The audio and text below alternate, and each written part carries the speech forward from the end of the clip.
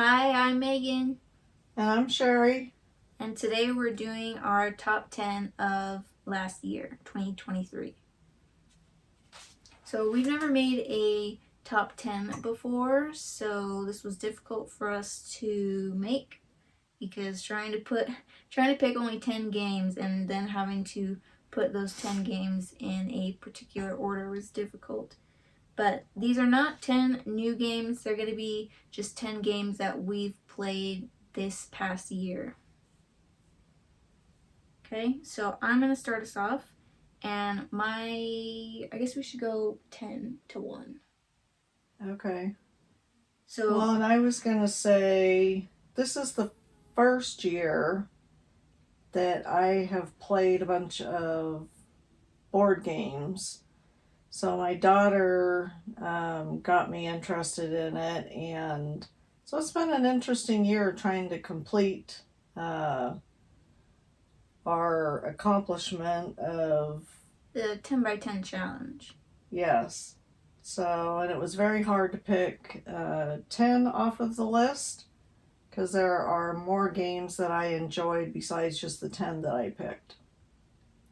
And for our 10 by 10 challenge, we ended up changing it up halfway through the year.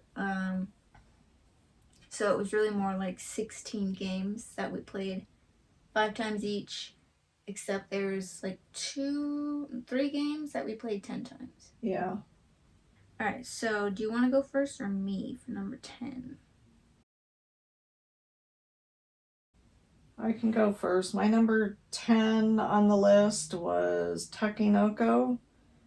I enjoyed this game. It was building bamboo towers, and part of the game is you have to irrigate some of the areas in order to build the bamboo. You had a gardener that was involved in that game that helped grow the bamboo.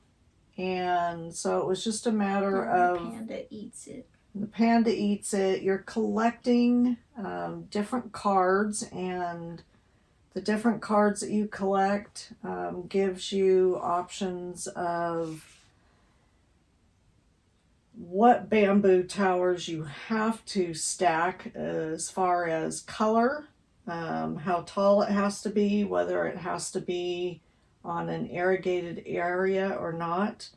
So it was a fun game trying to collect the different cards and which cards were more your favorites to collect and to be able to complete those cards and get your points at the end of the game. Yeah. That's a good game, but it didn't quite make the list for me. It was just too many games to pick, but yeah, that's a really fun one. And that's a game that we just rented from our local game store, so we don't own that game, but that would be a good one to own. Alright, so my number 10 is Pie Town, which is also a game that we rented, that we would also love to own in Pie Town. And we made a video on Pie Town, and I think we did on Takenoko as well. I think so. So I'll link this, all the games that we have made videos for in the description. But Pie Town is you have a secret pie ingredient that you keep secret from the other players, and you're trying to make pies in this game, and you're making your secret pie, and you're just making other pies to earn points. And you have like these big chunky dice that are like your they're like your workers. It's like a worker placement game where you place a worker and you do the action at that location, and the dice are basically like your worker, and the value of the dice determines like the level of that action you get to take. So I really like that game. That game's fun. I like the theme. I like the components of that game. We had a good time with it. We played it a few times. I think we might have rented it twice. I don't know. But that is my number 10, Pie Town. Number 9? Number 9 for me is Century. And Century Golem Edition. Century Golem Edition. So it involves, I think it's 4 different colors of crystals that you're working with. And you want to collect certain colors of crystals. You have cards that you are trying to collect. And on those cards that you're collecting, it is telling you what color crystals and how many of each colored crystal that you need in order to purchase that card and to add that to your collection where you earn points. But at the same time, in order to be able to purchase any of that, you've got to buy other cards, because purchasing some other cards will give you the option of crystals that you need. Say you need 4 blue crystals to collect one of those cards for points, but you don't have enough to be able to purchase that card. So then there are cards where you can swap out crystals in order to collect the colors that you're actually needing to purchase your cards and gain points.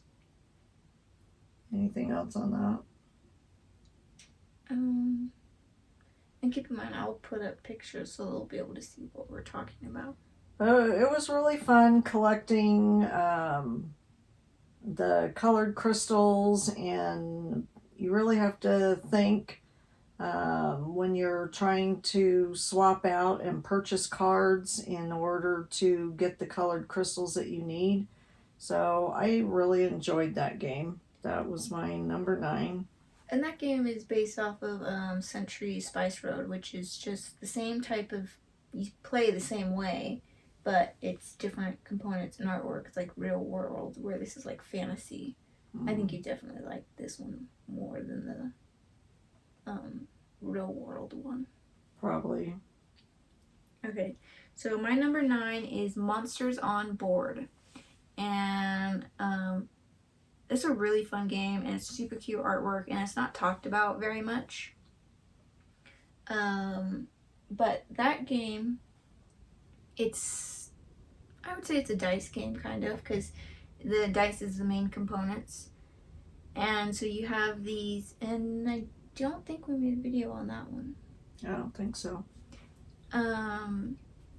So you have these dice, and the dice have different symbols on them as well as different numbers, and so they do different things. There's a lot going on in that game. There's a lot of different things to pay attention to. And then you also have these cute little monsters that you're trying to move through your town to get to the end.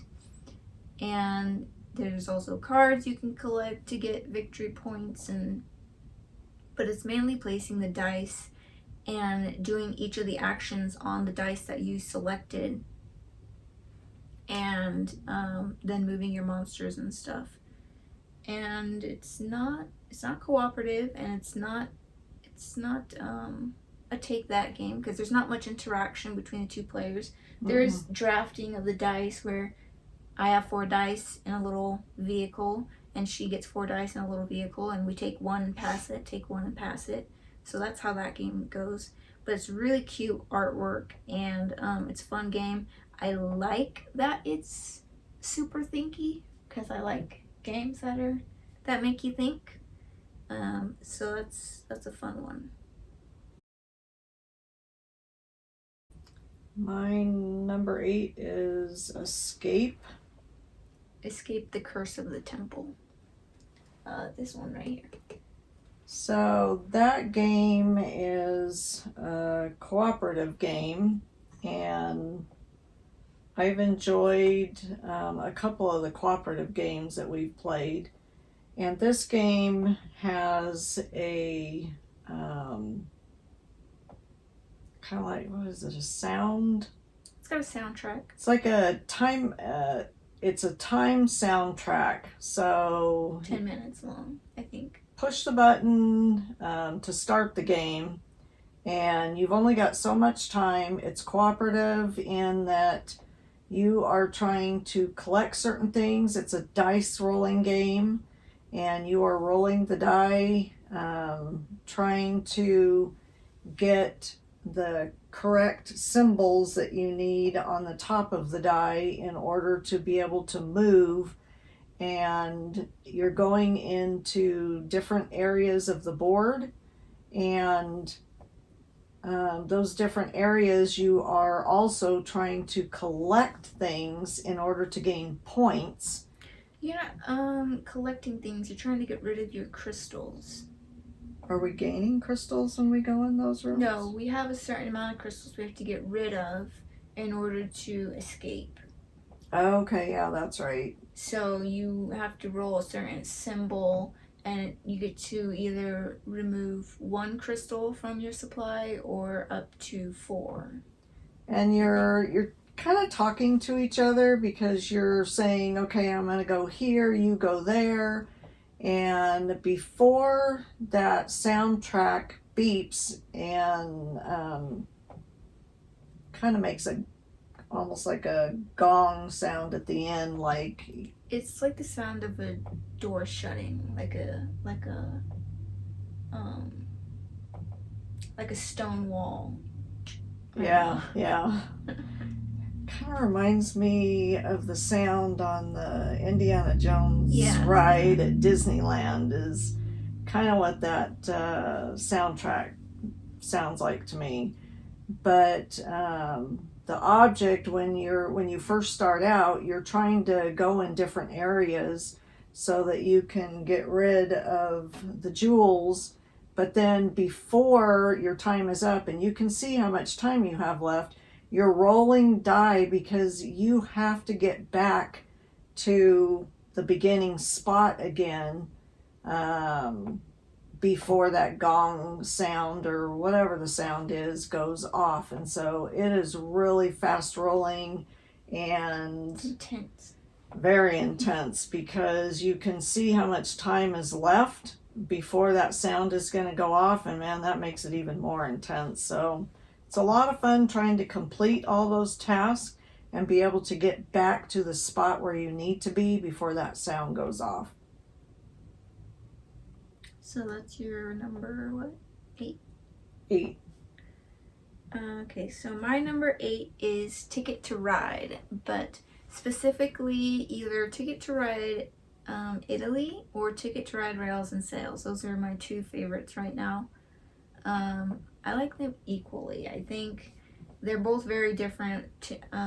Italy is pretty simple. It's very similar to the regular version.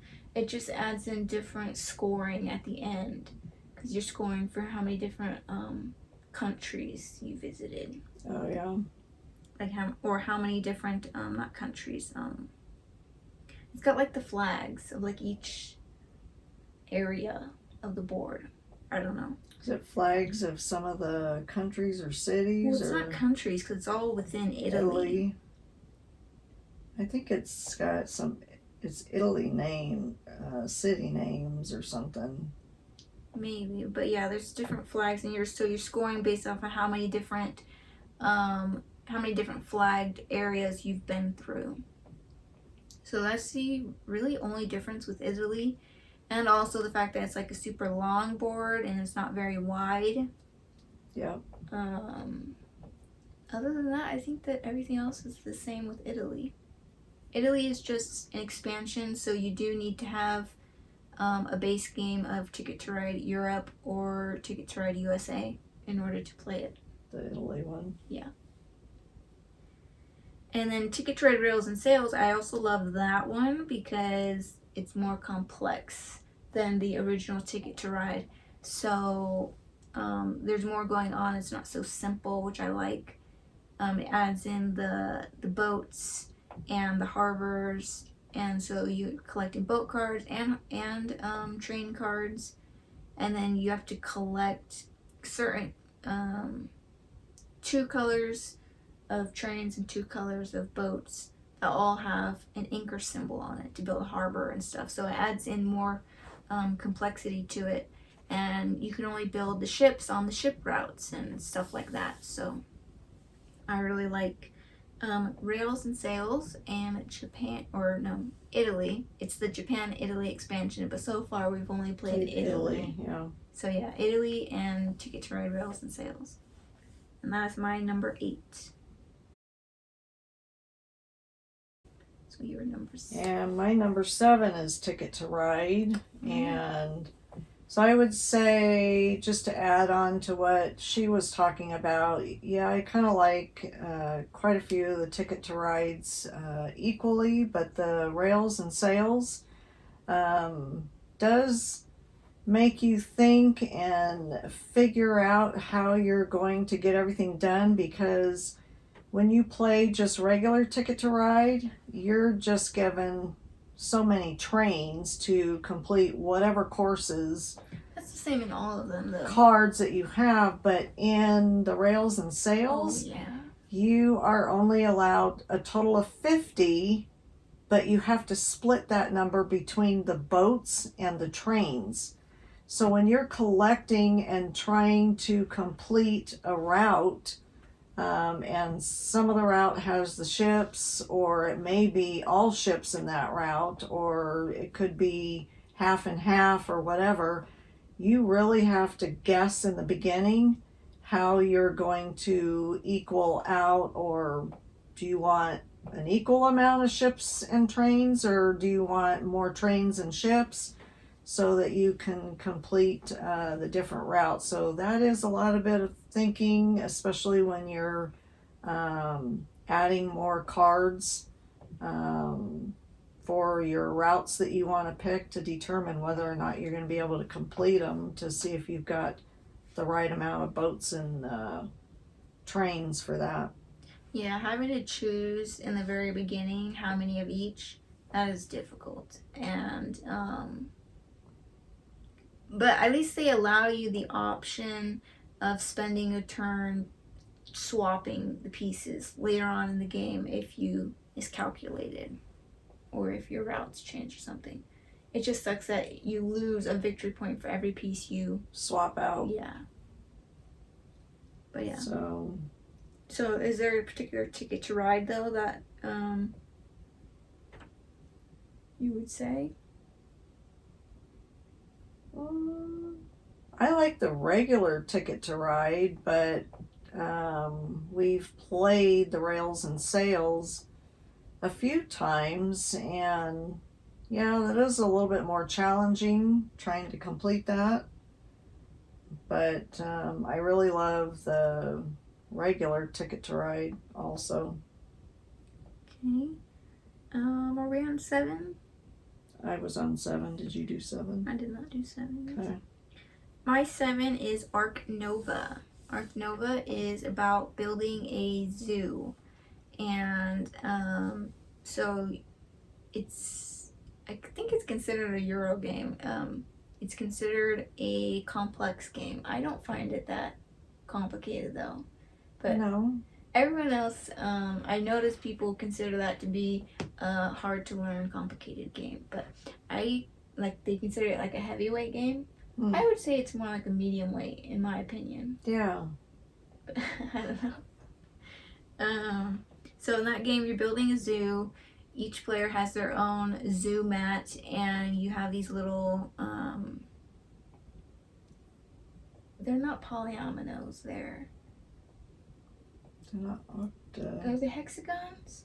Yeah, I think they're hexagon tiles for the animal enclosures, and you have different size enclosures. So you're building animal enclosures, and then you're playing animal cards, and those animals go in the enclosures. And the way we play, we've bought these little tiny miniature animals to go with our game. So most of the time when we play an animal, we also get to place a little miniature animal that matches that card on top of that enclosure to make the game even more cute.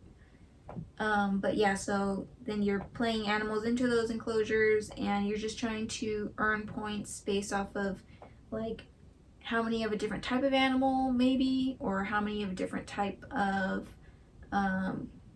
country or continent, not country, continent that you have in your zoo.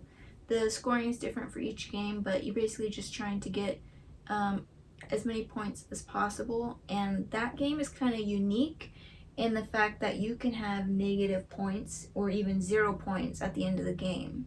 So you basically have these 2 player pieces, one on one side of the board and the other on the other side of the board.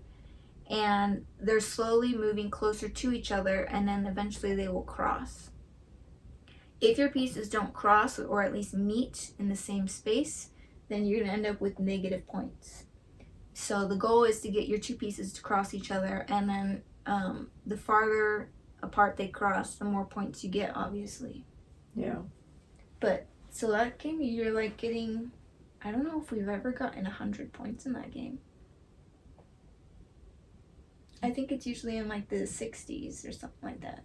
Yeah, it takes some time. It's a long before you even get to the point where it's like, okay, collecting now I'm gonna start getting close to crossing. Yeah, one of your player pieces, it takes a while before that piece starts to move. I mean, not necessarily. Other people can play differently than us. We play to where we try and get the higher points. If you're just playing to get to the lower points, you can make that piece move faster for sure. So that is my number 7. And we've not played the expansion yet. So that's just based off of the base game. So my number 6 is Pie Town, which she already talked about. My favorite dessert is pie, so when we saw this game, I'm like, heck yeah, I want to play this, since you're making different pies and you're making your secret pie, and your board kind of has like a tree, and then you've got these little pieces, little tokens, little cardboard tokens that have different colored apples. So red, and it also has bananas, strawberries, and pumpkins. Yeah, so all kinds of fruit for mixing in a pie that you're collecting, so you can create the pie that your card has on it. You're trying to... No, there's no card. It's you're either trying to make your secret ingredient, or you're just trying to make a basic ingredient pie. There's multiple different types of pies. It was like 2 apples and 1 rare fruit, which would be a banana, strawberry, or a pumpkin, and then there's 2 rare and 1 apple, or 3 apples. So it's different types of pie. And your secret ingredient, I believe, is 2 apples and 1 rare ingredient. Yeah. So that's a fun game. I like collecting the different types of fruits in order to make the pie. And in that game, you can be mean to each other. We didn't in the first game. We didn't play that way, because I think we were just still trying to get used to the game, that we forgot that we were able to spy, when you stack the dice on top of another person's dice. Yeah. So in that game, there can be a little bit of meanness, but it's not too bad, I would say. No. So my number 6. My number 6 is Project Elite. Project Elite is a cooperative game where it's a real-time game, so you have you set a timer for 2 minutes, and in that 2 minutes you're trying to take out as many aliens as you can. So each player is playing as a different person with a different ability, and we're just going out on this planet and trying to take out as many aliens as we can, so that they don't overrun us, and that they don't push us, or that they don't cross into our base area, because otherwise you lose if a player dies, if the character's health gets to 0, or if the aliens cross over into our area, then we would lose. Points if they're... No, we lose the game. Oh, yeah. You don't want them... I don't think we've ever lost. We might have. I don't know. Maybe when we played medium, we might have. Yeah, because you want to get rid of the aliens before they get too close to you, because at the end, when the timer goes off, if they are close to you, you're going to lose life, and you only have... They potentially will do some damage to you. At the end of the 2 minutes, you evaluate how close each alien is to each person, and if they're within a certain range, then they potentially will do some damage to you. And I did make a solo video on this game. It was like my first video I ever posted, so it was a while ago.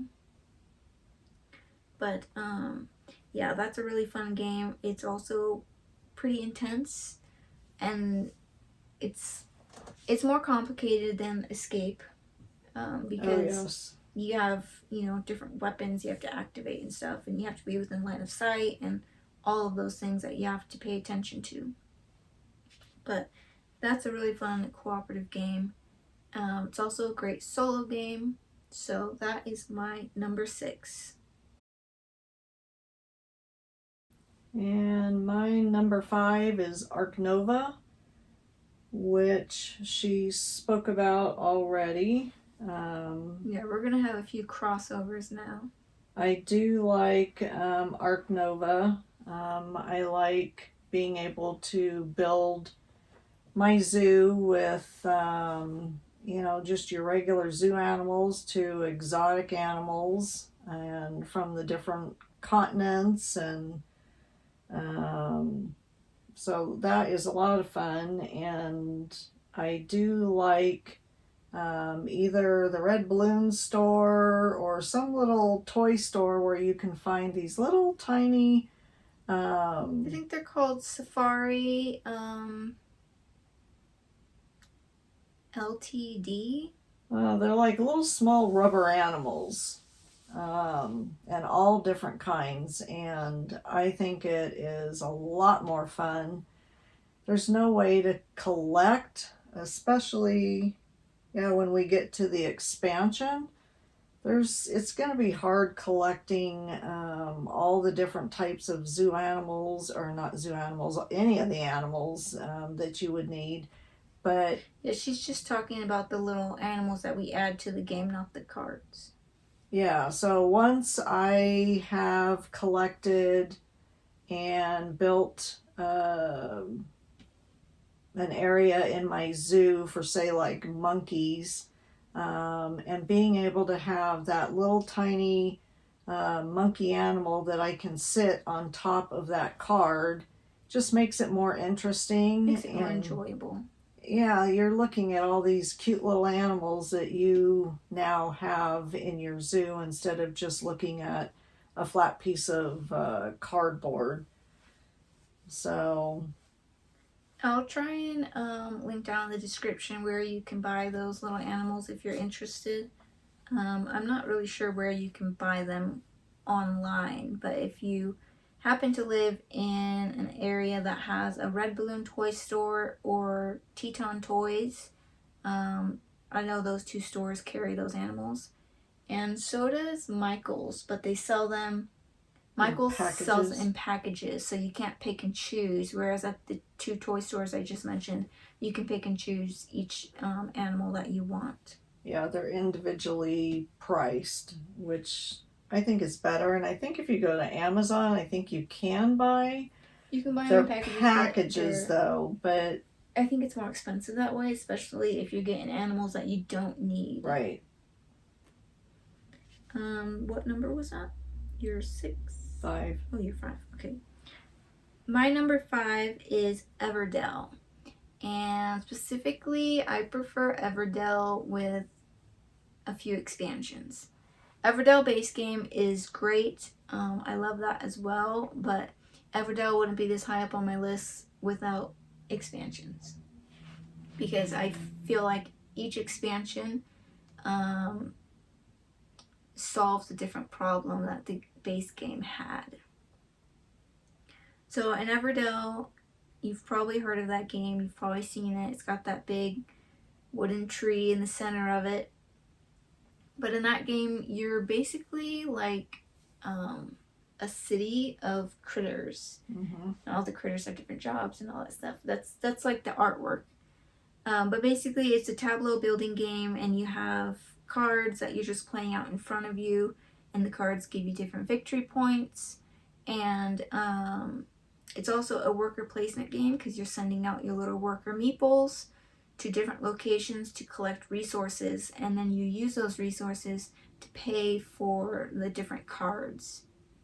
And that's pretty much it for Everdell. It's a really cute game, cute artwork. I love it. The expansions I prefer are New Leaf and Belfair. And then I also play with the Mistwood expansion when I'm playing solo. So that was your 5, right? So my number 4 is Dinosaur World. And this is a game where you are creating DNA and to make the different dinosaurs. And they have all different types of dinosaurs.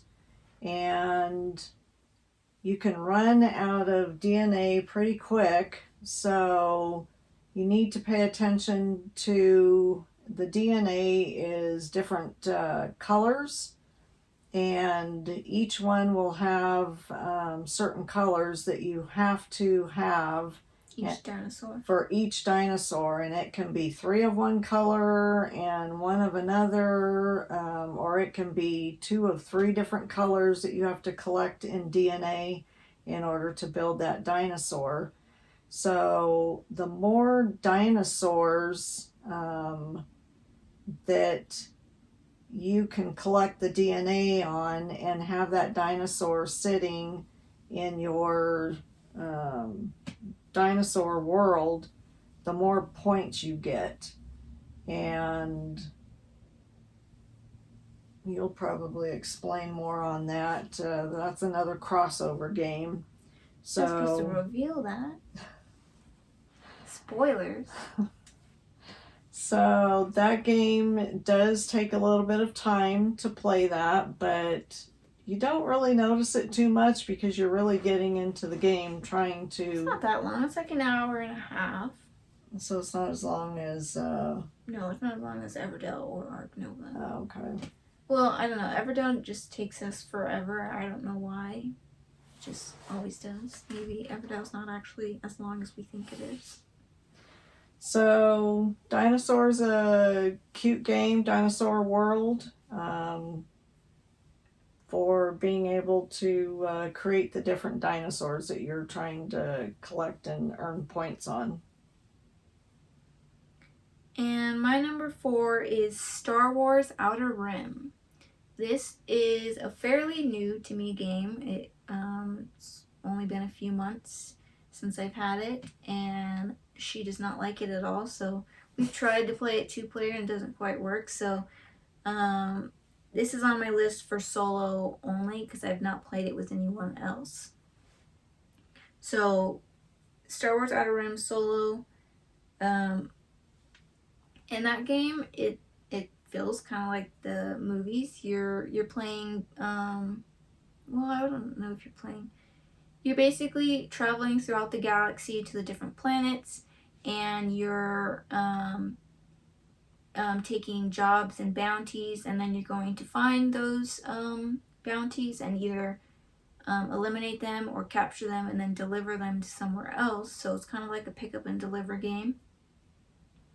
And then there's also like cargo that you're trying to deliver as well. So yeah, it's kind of like a pick up and deliver game. And it's kind of a long game, I think. When I'm playing it, it doesn't feel like it's as long as it is. Like, I think it took me 2 hours and it felt like an hour. So I guess that means I'm having fun playing it. When I first started playing it, solo was really hard. I took to Facebook and asking people for their tips on that game, and that helped a bit. And I definitely recommend Star Wars Outer Rim with the expansion because it helps with, you'll see that the board is just like a rainbow kind of, and without the expansion you can't travel from one end to the other end. You'd have to just go all the way around. So I like that the expansion adds in the fact that you can travel from one end all the way to the other without having to go the long way. But it also adds a bunch of other cool things and more cards as well that make the game better. On to number 3. My number 3 is Everdell. And like she said previously, I do like the expansions that we have added to Everdell and playing with the expansions. And it's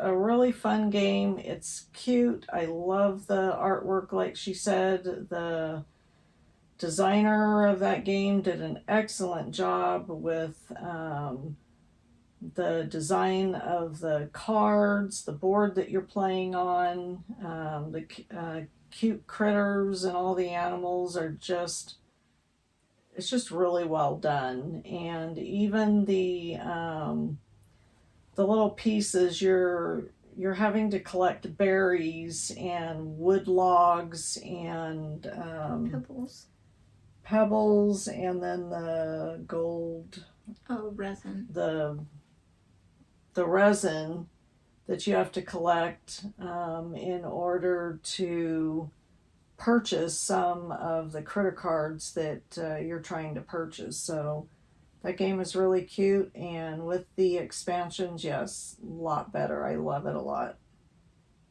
Yeah, the expansions really did fix some of the issues, like the metal cards always being stagnant. Yeah. Especially in a 2-player game. My number 3 is The Search for Planet X. That is a deduction type game and it's an app-based game, so you have to use the app. The board is a planet, and on the planet you're traveling around the planet. No, it's not a planet. It's outer space. The board is outer space, and then you're traveling around and you're trying to find comets, asteroids, gas clouds, and the main thing you're trying to find is the planet X. And you use the app to collect information. So you select what action you're doing, what piece of information you're trying to find, and the app gives you a little piece of information, and then you use your little player sheet to cross stuff off as you get information, and eventually that'll lead you to where the planet X is. And each of the different I don't know what you'd call them, each of the different items, like the asteroids, the comets, all that stuff, they all have different they interact with each other in a way where, like, Planet X will never be directly adjacent to a dwarf planet. So that stuff kind of helps you narrow it down and deduce where the Planet X is. That's a fun game solo and playing with other people. I believe we've only played it 2-player. I think I played it with you and with other people as well, but I've only played it up to 2 players so far. Yeah, I remember playing that. I am a big fan of deduction games, so that is my number 3, The Search for Planet X. My number 2 is Project Elite. She's already explained that game, and that's a cooperative one. That's another cooperative one where you're on the alien planet, and I love that game. It's just it's just so intense rolling the die and 2 minutes is not a lot of time. no, and helping each other and saying you go here and try to get rid of those aliens and you come over here and try and collect what's the little card to do the mission. So like the way we play is usually like, okay, you go take care of that section of aliens over there, and then I'll go do this objective over here, because you have to complete 4. Well, it depends on the mission you choose, but you have to complete a number of objectives in order to win the game, and then you also have to make it back to your base. So, but there's like 4 different missions, and we've mainly played the one. Yeah, but it's a really fun game, very intense, but I love it. Rolling the die and quickly trying to get on the die that you're rolling what you need so that you can get rid of the aliens so that they're not going to harm you with your health. My number 2 is Quacks of Quedlinburg. I like Quacks of Quedlinburg, just base game, but I also really love it with the expansions. We've mainly played it with the Alchemist expansion, but we have recently played it with the Herbs Witches expansion, and both expansions are great, but even just the base game by itself is fantastic. That's such a fun push your luck kind of game where you have a cauldron and then you have different colored ingredients that you are putting into your cauldron, and then you have these white ingredients that are kind of bad ingredients. They're called cherry bombs, and once your cherry bombs are greater than 7 in value, you add up all of them, then you bust. So that game, you're really pushing your luck if you want to keep going or you're gonna stop. You really got to decide that. And sometimes we really like to push our luck and just keep busting. But that's a really fun game, and it's got a lot of replayability because there's so many different ingredient books, especially if you have the expansions. The expansions also add new ingredient books. So and the ingredient books, it's different potions and it's different abilities each, and they're double-sided as well. So I think there's like 5, at least 5 or 6 different ways for each colored ingredient. What are you pulling out of? It's the ingredient you're pulling out of the velvet or out of your bag. Yeah, ingredients already pulled out of the bag. Yeah. So that's my number 2, Quacks of Quedlinburg. And my number 1 is her number 2, which is Quacks. So, yes, that is my favorite game. I just love pushing my luck and seeing how far I can go on the cauldron, because you're pulling out. You have a velvet bag that has all the different ingredients that you have purchased or that you start out with a certain amount, and then throughout the game you are purchasing more ingredients of your choice depending on what your point value was at the end of that round. And the more ingredients that you put in your bag, the better chance you have of the white cherry bombs not busting you, but you do have to pay attention to what you're pulling out of the bag and how far you can go.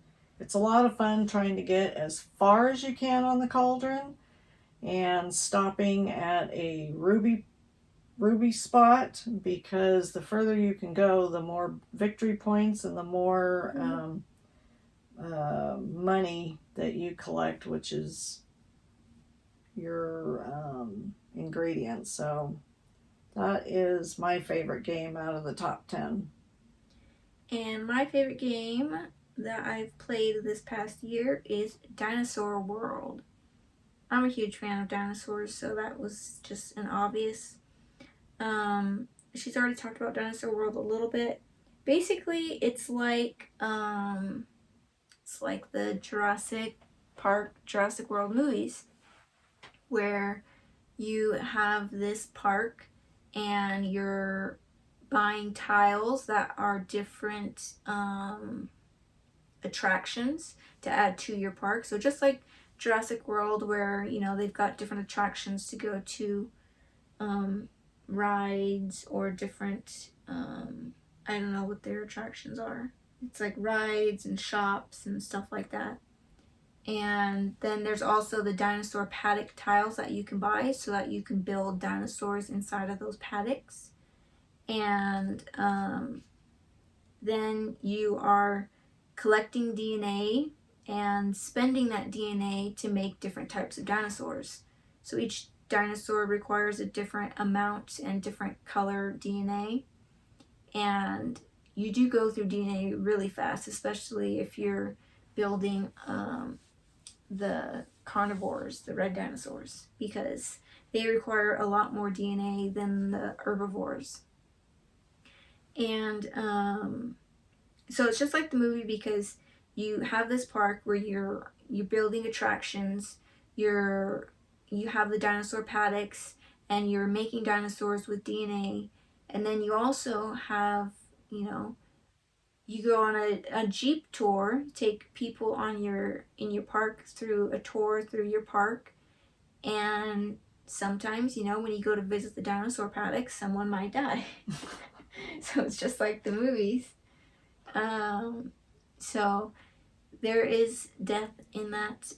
You roll these danger dice, and it'll tell you whether or not you get whether you've had a death in your park or not, and then you get a death token.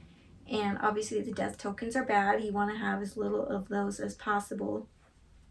But so yeah, I really love that game because I love those movies. I love dinosaurs, and that just feels just like the movie. So it's really fun game, and I've played it a lot solo, and as well as I've played it a lot with her. So that is my number one game that I've played last year. And that is the end of our top 10 list of games that we played last year. And we thank you so much for watching, and we'll see you next time. Bye. Bye.